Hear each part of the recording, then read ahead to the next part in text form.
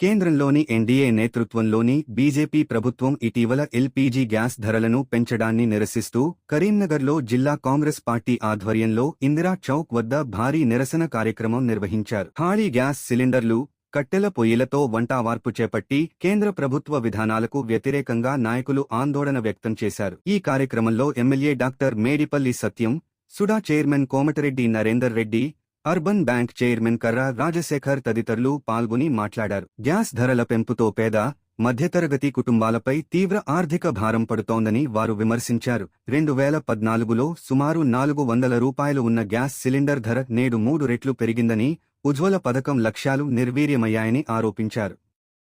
కేంద్ర ప్రభుత్వం వెంటనే గ్యాస్ ధరలను తగ్గించి సబ్సిడీ పునరుద్ధరించాలని డిమాండ్ చేశారు. అనంతరం గ్యాస్ ధరల పెంపుపై చర్యలు తీసుకోవాలని కోరుతూ జిల్లా కలెక్టర్కు వినతిపత్రం అందజేశారు.